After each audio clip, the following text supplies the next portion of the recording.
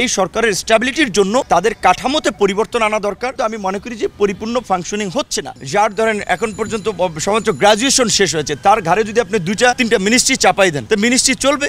আমাদের ধারণা আসলে অন্তত এটা ঠিক যে আপনার বছর 2 সময় প্রয়োজন। কারণ হচ্ছে আপনার এই সরকার 1 মাস হয়েছে, 1 মাসে এখন পর্যন্ত কিন্তু আইন শৃঙ্খলা পরিস্থিতিকে নিয়ন্ত্রণে আনতে পারে নাই, এবং সরকারের মধ্যে থেকেও অনেকে সরকারকে অস্থিতিশীল করার জন্য কাজ করছে। কারণ 15 বছরে এই বিগত ফ্যাসিস্ট সরকার একটা সেটআপ ছিল, সেটা সরকারের সর্বস্তরে। এখন বিশেষ করে তৃণমূল লেভেলে আইন শৃঙ্খলা পরিস্থিতি নিয়ে কাজ করে পুলিশের মধ্যে একটা আতঙ্ক রয়েছে যে যেভাবে পুলিশকে মেরে ধরে ঝুলাই ফেলাইলো বা বিভিন্ন ধরনের পরিস্থিতি তৈরি করলো, এখন কেন পুলিশের উপরে এই ছাত্র জনতা আক্রোশটা দেখালো? পুলিশও তো মরণ ঘাতী অস্ত্র ব্যবহার করে পাখির মতো গুলি করে মানুষ মেরেছে। অনেক জায়গায় মামলা হচ্ছে, সেটাতে পুলিশকে আসামি করা হতো। কাজে এখন ধরেন আশুলিয়া সাভারে যে গার্মেন্টসের এই যে অস্থিরতা হচ্ছে, আন্দোলনের নামে নৈরাজ্য ভাঙচুর হচ্ছে, এইখানে যে পুলিশ আবার একটা অ্যাকশনে যাবে, পুলিশ কিন্তু এখন আতঙ্কে যাচ্ছে এইখানে অ্যাকশনে গেলে আবার আমার বিরুদ্ধে মামলা হয় কিনা। তো সেই ক্ষেত্রে এই যে পুলিশের একটা মোটিভেশন দরকার, তাদের আমি মনে করি কাউন্সিলিং দরকার, এবং ছাত্র জনতা আমাদের সবাইকে এখন রাষ্ট্রকে স্থিতিশীল করার জন্য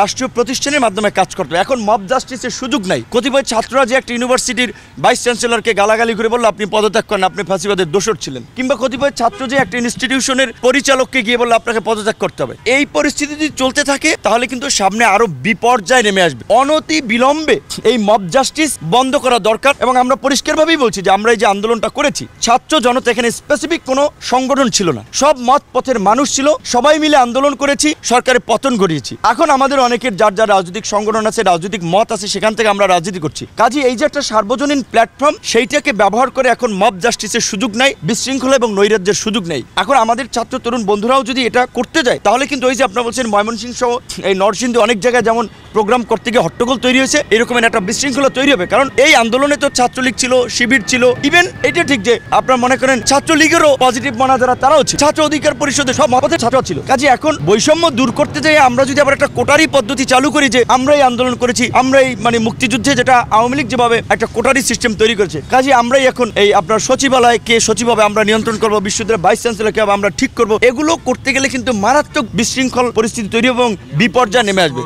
কাজে সরকারের প্রতি আমার অনুরোধ থাকবে আপনারা তরুণদের সাথে ডায়লগ করবেন, বসবেন, কিন্তু এখন একটা সরকার আছে, এতদিন সরকার ছিল, এখন সরকারকে সমস্ত পরিস্থিতি কন্ট্রোল করতে হবে। ছাত্রদের দিয়ে যদি সবকিছু ডিল করতে যায় তাহলে আরো বিপর্যয় তৈরি হবে। এখন আমি তাদের মধ্যে ইমোশন দেখতে পাচ্ছি। ইমোশন আর উইজডম আসলে এক বিষয় না, রাষ্ট্র চালাতে হবে উইজডম দিয়ে, ইমোশন দিয়ে রাষ্ট্র চলবে না। সো অবশ্যই আমিও একজন তরুণ, আমরাও চাবো তরুণদেরকে মূল্যায়ন করা হোক, আগামী রাষ্ট্র ব্যবস্থা তাদের প্রতিনিধিত্ব এনশিওর করা হোক। এখন ধরেন যেই লোকটার আগের কোনো মিনিস্ট্রি চালানোর অভিজ্ঞতা ছিল না, তারে যদি আপনি 4টে মিনিস্ট্রি দেন, কিংবা আপনার যার ধরেন এখন পর্যন্ত সমাজ গ্রাজুয়েশন শেষ হয়েছে, তার ঘাড়ে যদি আপনি 2-3টা মিনিস্ট্রি চাপাই দেন, তো মিনিস্ট্রি চলবে? তাহলে এমনিতে ওই মিনিস্ট্রি ফেলিওর হবে। তো সেই ক্ষেত্রে আমি কিন্তু বলা চলে যেটা আমরা বলেছি, এই সরকার আমাদের সরকার, আবার সরকারের দুর্বলতাগুলো আমরা গণমাধ্যমের মাধ্যমে আমরা যে কোনোভাবে আমরা তুলেও ধরবো, ওপেন সমালোচনাও করবো। আমরা বলেছি যে এই সরকারের স্ট্যাবিলিটির জন্য তাদের কাঠামোতে পরিবর্তন আনা দরকার। বিভিন্ন মেজর পলিটিক্যাল পার্টি সহ রাজনৈতিক দলের সাথে আলোচনা করে, এখানে 21 আছে, এখানে 31 করা যেতে পারে, আরো 10 জনকে ইনক্লুড করে সরকারের ফাংশনিংটাকে আরো স্ট্রং করা দরকার। এখন ওইভাবে কিন্তু আমি মনে করি যে পরিপূর্ণ ফাংশনিং হচ্ছে না, এবং যেভাবে দরকার এরকম একটা সিচুয়েশনে ল অ্যান্ড অর্ডার ঠিক করা থেকে শুরু করে ইকোনমি এবং অন্যান্য ক্ষেত্রে স্ট্যাবিলিটি, সেটা কিন্তু এখন পর্যন্ত আসছে না। বড় যেটা বললাম, আমাদের না পুরো ডিপ্লোম্যাটিক কমিউনিটি কিন্তু কনসার্ন এই নিরাপত্তা নিয়ে। সুতরাং এটা যদি সরকার